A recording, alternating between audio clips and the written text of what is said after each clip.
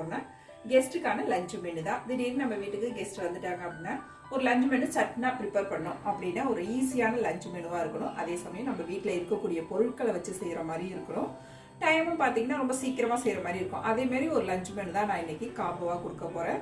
என்ன செய்ய போகிறோம் அப்படிங்கிறத நம்ம வீடியோக்குள்ளே போய் பார்ப்போம். அதுக்கு முன்னாடி நம்ம சேனலை இப்போ தான் ஃபஸ்ட் டைம் பார்க்குறீங்கன்னா சப்ஸ்கிரைப் பண்ணி வச்சுக்கோங்க. கூடவே பெல் சிம்பல் ப்ரெஸ் பண்ணி ஆளுங்கிற ஆப்ஷனையும் ப்ரெஸ் பண்ணி வச்சுக்கோங்க. அப்போ தான் நான் போகிற வீடியோஸ் எல்லாம் உங்களுக்கு தொடர்ந்து நோட்டிஃபிகேஷனில் ஒன்றுக்கு ஒன்றே கிடச்சிட்டு இருக்கோம். இப்போ வாங்க இந்த லஞ்சு காம்போவில் என்னென்னலாம் வருதுங்கிறத பார்த்துடலாம். இப்போ வெஜிடபிள் ரைஸ் செய்கிறதுக்கு ஒரு டம்ளர் அரிசி எடுத்து ஊற வச்சு வச்சுருக்கேன். பாஸ்மதி ரைஸ் தான் இன்றைக்கி எடுத்து ஊற வச்சுருக்கேன். அப்புறம் பிரியாணிக்கு தேவையான வெங்காயம், தக்காளி பழம், தேங்காய் பால் எல்லாம் எடுத்து வச்சுருக்கேன். இது பார்த்திங்கன்னா தயிர் சாதத்துக்கு ஜீரக சம்பா அரிசி எடுத்து ஊற வச்சு வச்சுருக்கேன். ஜீரக சம்பா அரிசியில் தயிர் சாதம் செய்யும்போது டேஸ்ட்டு ரொம்பவே சூப்பராக இருக்குங்க. அப்புறம் வெங்காயம், தக்காளி பழம் வெட்டி வச்சுருக்கேன். குருமா செய்கிறதுக்கு குருமாவுக்கு தேவையான அளவு தேங்காயும் அரைச்சி வச்சுருக்கேன். அப்புறம் இது வந்து இன்றைக்கி கேரட் கீர் செய்ய போகிறேன். அதுக்கு கேரட் துருவி வச்சுருக்கேன். இப்போ எல்லாமே ஓரளவு ரெடி பண்ணி வச்சுருக்கேன். கீருக்கு தேவையான அளவு பால் தயிர் சாதத்துக்கும் கீருக்கும் காய்ச்சி எடுத்து வச்சுருக்கேன். இப்போ எல்லாமே ரெடியாக இருக்குது. நம்ம இப்போ ஒரு ரெசிபியாக செய்ய வேண்டியதான். ஃபஸ்ட்டு நம்ம இன்றைக்கி சோயா பைட்டில் 65 செய்ய போகிறேன். அதுக்கு வந்து வெந்நீரில் போட்டு வச்சுருக்கேன் சோயா பைட்டை. இப்போ தண்ணியில் நல்லா புழிஞ்சிட்டு கொஞ்சம் கூட தண்ணி இல்லாமல் எடுத்துக்குவோம். இப்போ எல்லாத்தையும் புழிஞ்சு எடுத்துக்கிட்டேன். இதில் நம்ம இப்போ மசாலா சேர்த்துருவோம். ஒரு 2 டேபிள் ஸ்பூன் அரிசி மாவு, 2 டேபிள் ஸ்பூன் கார்ன்ஃப்ளவர் மாவு சேர்த்துக்குங்க. 1 டேபிள் ஸ்பூன் தனி மிளகாத்தூள், ஒரு அரை teaspoon Kashmiri chilli powder colour கொடுக்குங்கிறதுக்காக சேர்த்துக்கிறேன். 1 டீஸ்பூன் அளவுக்கு மல்லித்தூள் சேர்த்துக்குங்க. அரை டீஸ்பூன் சோம்புத்தூள், அரை டீஸ்பூன் கரம் மசாலா, அப்புறம் இதுக்கு தேவையான அளவு உப்பு சேர்த்துக்குங்க. 1 டீஸ்பூன் அளவுக்கு இஞ்சி பூண்டு சாந்து சேர்த்துக்குவோம். ஒரு பாதி லெமன் புழிஞ்சு விட்டுக்குங்க. இப்போ எல்லாத்தையும் ஒரு தடவை நல்லா ஒத்தாப்பில் ஒன்று கலந்து விட்டுக்குவோம். தண்ணி பத்தலைனா மட்டும் லேசாக தெளித்து நம்ம ஒன்று கலந்துக்கணும். சமயத்தில் பார்த்திங்கன்னா தண்ணி சரியான அளவாக இருக்கும். நம்ம சரியாக புளியாமல் விட்டுட்டோம் அப்படின்னாக்கா தண்ணி கரெக்டாக இருக்கும் அதில் உள்ளதே. இல்லை தண்ணி தேவைப்பட்டுச்சு அப்படின்னா லைட்டாக மட்டும் கொஞ்சம் கொஞ்சமாக தெளித்து பெசரி விட்டுக்குங்க. ரொம்ப தளதளன்னு இருக்கக்கூடாது. இது போல் நல்லா மசாலா கோட்டிங் ஆகிற அளவுக்கு கலந்து எடுத்துக்குங்க. இப்போ இதை நம்ம மூடி ஒரு ஓரமாக எடுத்து வச்சுருவோம். இதை வந்து நம்ம லாஸ்ட்டாக தான் பொரிக்க போகிறோம். அது வரைக்கும் இது ஊறிட்டு இருக்கட்டும். இப்போ தயிர் சாதத்துக்கு நம்ம வேக வச்சு வச்சுருவோம். அதில் லைட்டாக உப்பு சேர்த்து நல்லா ஒரு 3 விசில் வச்சு எடுத்தோம்னா போதும். 1 டம்ளர் அரிசிக்கு 3 டம்ளர் தண்ணி வச்சுருக்கேன். ஒரு 3லேருந்து 4 விசில் வச்சோம்னா நல்லா குழைவாக வெந்து வந்துடும் நமக்கு. அது ஒரு பக்கம் வெந்துக்கிட்டு இருக்கட்டும். இன்னொரு அடுப்பில் வந்து நம்ம கேரட் கீர் செய்கிறதுக்கு கேரட்டை வதக்கி வச்சுருவோம். அதுக்கு 2 டீஸ்பூன் நெய் விட்டு நம்ம துருவி வச்சுருக்க கேரட்டை நல்லா லைட்டாக வதக்கிக்குவோம். நல்லா வதக்கிட்டு செய்யும் போது நல்லா வாடையாக டேஸ்ட்டாகவும் இருக்கும். இப்போ இது நல்லா வதக்கியாச்சு. இது நல்லா சூடு ஆறிட்டு இருக்கட்டும். இப்போ நம்ம வந்து வெஜிடபிள் ரைஸ் செய்ய ஆரம்பிச்சிடலாம். ஏற்கனவே நம்ம எல்லாம் ரெடி பண்ணி வச்சுருக்கோம். தாளிச்சு விட வேண்டியதான். ஒரு 2 டீஸ்பூன் நெய் சேர்த்துக்குங்க. கூடவே 2 டீஸ்பூன் ஆயில் சேர்த்துக்குங்க. ஒரு சின்ன துண்டு பட்டை, ஒரு அன்னாசிப்பூ, மராட்டி மொக்கு, 2 கிராம்பு, ஒரு ஏலக்காய், ஒரு பிரியாணி இலை, அப்புறம் சின்னதாக ஜாதிபத்திரி, பிரியாணி ஸ்பைசஸ் எல்லாமே சேர்த்துக்குங்க. நல்லா பொரிஞ்சதுக்கு அப்புறம் ஒரு பெரிய வெங்காயம், பெரிய சைஸில் உள்ள பெரிய வெங்காயத்தை நல்லா நீள்வாக்கில் வெட்டி நல்லா இது போல் வதக்கி எடுத்துக்குவோம். வெங்காயம் வதங்கினதுக்கப்புறம் 1 டீஸ்பூன் அளவுக்கு இஞ்சி பூண்டு சாந்து சேர்த்துக்குங்க. இஞ்சி பூண்டு சாந்து சேர்த்து வதக்கினதுக்கப்புறம் ஒரு 2 தக்காளி, 2 பச்சை மிளகாய் இதையும் சேர்த்து நல்லா வதக்கி விட்டுக்குங்க. இது கூடவே புதினாவும் மல்லியும் சேர்த்துக்குவோம்.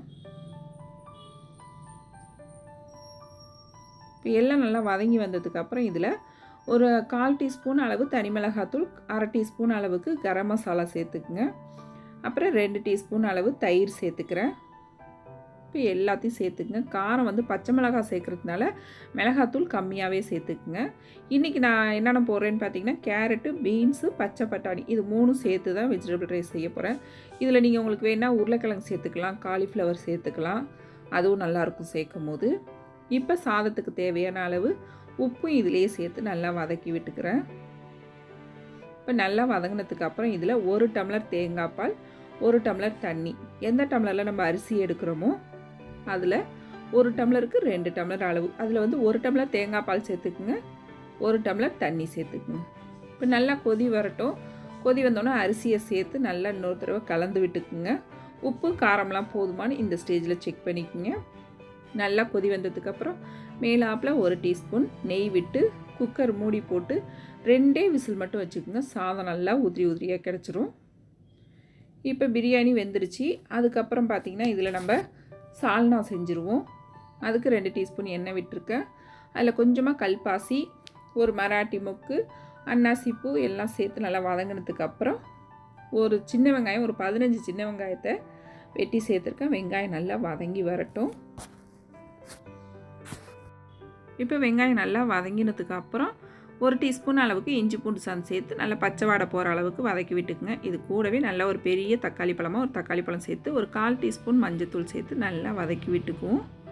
இது வதங்கிட்டு இருக்கும் போதே கொஞ்சமாக புதினா தலையும் கொஞ்சம் கொத்தமல்லியும் சேர்த்துக்குங்க. புதினா சேர்க்குறது ரொம்பவே நல்ல வாடையாக நமக்கு சால்னாவுக்கு நல்ல டேஸ்ட்டும் கொடுக்கும். அதனால் கண்டிப்பாக நீங்கள் புதினா சேர்த்துக்குங்க.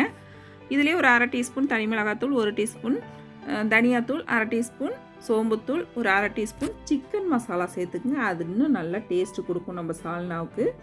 சிக்கன் மசாலா சேர்த்து நல்லா எல்லாத்தையும் வதக்கினதுக்கு அப்புறம் நம்ம இன்றைக்கி நான் உருளைக்கிழங்கும் கத்திரிக்காய் மட்டும்தான் சேர்த்துருக்கேன். நீங்கள் கேரட்டு, பீன்ஸு இன்னும் என்னென்ன காய்கறிலாம் சேர்க்கணும்னு நினைக்கிறீங்களோ அதெல்லாம் நம்ம சேர்த்துக்கலாம். இது கூடவே நல்லா சேர்த்து வதக்கினதுக்கப்புறம் இதில் நல்லா முழுகிற அளவுக்கு தண்ணி ஊற்றி ஒரு 10 நிமிஷத்துக்கு வேக வச்சுக்குங்க. நல்லா கொதித்து அதில் போட்டிருக்க காய்கறிலாம் நல்லா வெந்து வரணும். இப்போ நல்லா எல்லாத்தையும் ஒரு தடவை ஒன்று கலந்துட்டு நல்லா வெந்து வரட்டும். இப்போ பாருங்கள் எல்லாமே நல்லா வெந்து வந்துடுச்சு. இந்த ஸ்டேஜில் நம்ம அரைச்சி வச்சுருக்க தேங்காய் இதில் சேர்த்துக்கும். சால்னா அப்படிங்கிறதுனால கொஞ்சம் தண்ணியாக இருந்தாலே நல்லாயிருக்கும். இது கூடவே தேங்காய் கூட நீங்கள் சேர்த்து ஒரு கசகசா கூட சேர்த்து அரைச்சி சேர்க்கலாம். அதுவும் இன்னும் டேஸ்ட் நல்லா கொடுக்கும். கடைசியாக எல்லாம் கொதி வந்ததுக்கு அப்புறம் கொஞ்சமாக கொத்தமல்லி தழை தூவி ஒரு 2 செகண்ட் கொதிக்க வச்சு இறக்கணும்னா நம்மளோட சால்னாவும் ரொம்ப அருமையாக சூப்பராக ரெடி ஆகிடுச்சு. இப்போ அடுத்து நம்ம கேரட் கீர் செய்யறதுக்கு நல்லா ஒரு 15 முந்திரி பருப்பு, 15 பாதாமை மிக்ஸி ஜாரில் சேர்த்து பவுட்ரு பண்ணி எடுத்துவோம். இதை தனியாக ஒரு கிணத்துல எடுத்து வச்சுக்குவோம். இப்போ அதே ஜாரில் நம்ம வதக்கி ஆற வச்சுருக்க கேரட்டை இதில் சேர்த்து பால் அப்படி இல்லைன்னா தண்ணி சேர்த்து அரைச்சி எடுத்துக்கலாம். நான் இன்றைக்கி பால் சேர்த்து அரைச்சிருக்கேன். இதில் தேவையான அளவு தண்ணியும் சேர்த்துக்குங்க. மிக்ஸி ஜார் கழுவி நல்லா ஒரு தடவை கலந்து விட்டுக்குங்க. நல்லா தண்ணியாக இருக்கிற மாதிரி பார்த்துக்குங்க. நல்லா அடுப்பில் வச்சு கொதி வரட்டும். அதிலே நம்ம பொடிச்சு வச்சுருக்க அந்த பாதாம் முந்திரி பவுடரையும் இதில் சேர்த்துக்குவோம். ஒரு 4 டேபிள் ஸ்பூன் அளவுக்கு சர்க்கரை சேர்த்துக்கிறேன். 2 டேபிள் ஸ்பூன் அளவுக்கு மில்க் மேட் சேர்த்துக்கிறேன். இது இருந்தால் சேர்த்துக்குங்க, இல்லட்டினா வேண்டியில் சர்க்கரையே போதும், அதுவே நமக்கு நல்லாயிருக்கும். நல்லா ஒத்தாப்பில் ஒரு தடவை ஒன்று கலந்து விட்டுக்குங்க. ஒரு 1/2 டீஸ்பூன் அளவுக்கு ஏலக்காய் தூள் சேர்த்துக்கிறேன். உங்கள்கிட்ட ஏலக்காய் தூள் இல்லை அப்படின்னாக்கா நீங்கள் கேரட் அரைக்கும் போதே ஒரு 2 ஏலக்காயை போட்டு அரைச்சி எடுத்துக்குங்க. இப்போ இது கூடவே நல்லா காய்ச்சி ஆற வச்ச பால் சேர்த்துக்கிறேன். நல்லா இந்த அளவுக்கு தண்ணியாக இருக்கிற மாதிரி பார்த்துக்குங்க. ஆறுனதுக்கப்புறம் நமக்கு கொஞ்சம் கீர் கெட்டியாகிற மாதிரி இருக்கும். அதனால் கொஞ்சம் தண்ணியாகவே இருக்கட்டும். நல்லா ஒரு தடவை கொதி வரட்டும். லைட்டாக ரொம்ப நாளெலாம் கொதிக்க விட வேணாம். லைட்டாக அந்த கொதி வந்தோடனே நம்ம அடுப்பை ஆஃப் பண்ணிடலாம். கடைசியாக அடுப்பை ஆஃப் பண்ணிவிட்டு ஒரு பிஞ்ச் உப்பு போட்டிங்கன்னா நல்லா டேஸ்ட்டு எடுத்து கொடுக்கும். நல்லா கலந்து இது ஒரு ஓரமாக எடுத்து வச்சுருங்க. இதை நம்ம ஃப்ரிட்ஜில் வச்சு கூட சர்வ் பண்ணலாம். சும்மாவும் சாப்பிட்லாம், டேஸ்ட் நல்லாயிருக்கும் கீரு. இப்போ தயிர் சாதத்துக்கு பார்த்திங்கன்னா சாதம் நல்லா வெந்துருச்சு. இதில் 1 டீஸ்பூன் பட்டர் சேர்த்து நல்லா மசிச்சு விட்டுக்கிறேன். சாதத்தை நல்லா மசிச்சு விட்டுருங்க குழைய. அப்போ தான் நமக்கு தயிர் சாதம் நல்லாயிருக்கும். சாதம் மசிச்சதுக்கப்புறம் இதில் 2 குழிக்கரண்டி தயிர் சேர்த்துக்கிறேன். இதே நீங்கள் லஞ்ச் பாக்ஸுக்கு இந்த தயிர் சாதம் சேர்க்குறீங்க அப்படின்னாக்கா 1 டீஸ்பூன் மட்டும் தயிர் சேர்த்து மிச்சத்துக்கு பால் சேர்த்துக்குங்க. உடனே சாப்பிட போகிறீங்கன்னா நல்லா 2 குழிக்கரண்டி தயிர் சேர்த்து பால் கொஞ்சம் சேர்த்து நம்ம கலந்தோம்னா ரொம்பவே சூப்பராக இருக்கும். இப்போ பால் தயிர்லாம் சேர்த்துட்டு ஏற்கனவே நம்ம சாதம் வடிக்கும் போதே உப்பு சேர்த்தாச்சு. நல்லா தளர்வாக இருக்கிற வரைக்கும் பால் சேர்த்து நல்லா இது போல் கலந்து எடுத்துக்குங்க. தயிர் சாதம் கொஞ்சம் தண்ணியாகவே தளன்னு இருக்கிற மாதிரியே கலந்துக்குங்க. நமக்கு நேரம் ஆக லைட்டாக இருக்கிற மாதிரி இருக்கும். அப்புறம் எப்போதும் போல் இதில் கடுகு, உளுந்து, ஒரு கொத்து கருவேப்பிலை, கொஞ்சம் பெருங்காயத்தூள், ஒரே ஒரு வரமிளகாய், இதில் பச்சை மிளகாய், இஞ்சி கூட சேர்த்துக்கலாம். என் பசங்களுக்கு பிடிக்காது அப்படிங்கிறதுனால நான் சேர்க்கலை. உங்களுக்கு தேவைன்னா நீங்கள் இஞ்சி பச்சை மிளகாய் சேர்த்திங்கன்னா இன்னும் சூப்பராக இருக்கும். தாளிச்சு விட்டு இப்போ கலந்துட்டோம்னா அவ்வளோதான். நம்மளோட தயிர் சாதமும் நல்லா சூப்பராக ரெடி ஆகிடுச்சு. க்ரீமியாக டேஸ்டியாக இருக்குது. ஒரு சூப்பரான தயிர் சாதம். இப்போ நம்ம 65 பொரிக்கிறதுக்கு எண்ணெய் காய போட்டிருக்கேன். எண்ணெய் காஞ்சிக்கிட்டு இருக்கட்டும். அதுக்கிடையில் நம்ம தயிர் பச்சடி ரெடி பண்ணிடுவோம். தயிர் பச்சடிக்கு பார்த்திங்கன்னா பெரிய வெங்காயம், ஒரு பாதி தக்காளியை விதையெல்லாம் எடுத்துகிட்டு வெட்டி வச்சுருக்கேன். ஒரு பச்சை மிளகாய், தேவையான அளவு உப்பு, கொஞ்சம் கொத்தமல்லி. ஃபஸ்ட்டு நல்லா கையால் உதுத்து விட்டுக்குங்க வெங்காயத்தை.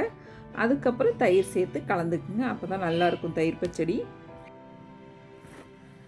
இப்போ தயிர் சேர்த்து நல்லா எல்லாத்தையும் ஒத்தாப்பில் ஒரு தடவை ஒன்று கலந்து விட்டுருவோம். அவ்வளோதான், நம்மளோட தயிர் பச்சடி ரொம்ப சூப்பராக அருமையாக ரெடி ஆகிடுச்சிங்க. இப்போ ஆல்மோஸ்ட் எல்லாமே ரெடி ஆகிடுச்சு. நம்ம 65 மட்டும் போட்டு எடுத்தோம்னா போதும். கடைசியாக போட போகிறப்போ ஒரு தடவை ஒன்று கலந்து விட்டுக்குங்க. ரொம்ப திக்காக இருக்கிற மாதிரி இருந்துச்சுன்னா லைட்டாக தண்ணி தெளிச்சுக்குங்க. போட்டு எடுக்கிறதுக்கு நல்லாயிருக்கும் நமக்கு. இப்போ எண்ணெயும் நல்லா காஞ்சிருச்சு. எண்ணெய் கொஞ்சம் சூடாக இருக்கிற மாதிரி பார்த்துக்குங்க. இப்போ இதெல்லாம் ஒன்று ஒன்றா போடுங்க. எல்லாத்தையும் பிரித்து விட்டு ஒன்று ஒன்றா போட்டு நல்லா 2 பக்கமும் திருப்பி விட்டு பொரிச்சு எடுத்தோம்னா நல்லா கிறிஸ்பியாகவும் இருக்கும், அதே சமயம் நல்லா டேஸ்டியாகவும் இருக்குங்க அந்த 65. இப்போ நல்லா 2 பக்கமும் திருப்பி விட்டுக்கிறேன். கடைசியாக எடுக்க போகிறப்போ ஒரு கொத்து கருவேப்பிலையும் சேர்த்துக்குங்க. நல்லா அந்த கருவேப்பிலை ஃப்ளேவரோட சேர்த்து சாப்பிடும் போது இந்த 65 ரொம்பவே அருமையாக இருக்கும். கண்டிப்பாக கருவேப்பிலை சேர்த்துக்குங்க, நல்ல ஒரு டேஸ்ட்டு கொடுக்கும். இப்போ நல்லா பொரிஞ்சதுக்கப்புறம் இதை ஒரு தட்டுக்கு மாற்றிக்கிறேன்.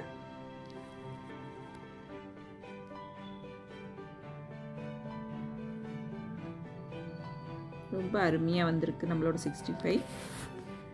இப்போ மீதம் இருக்கிறதையும் அதே போல் நான் பொரிச்சு எடுத்துக்கிறேன் எல்லாத்தையும்.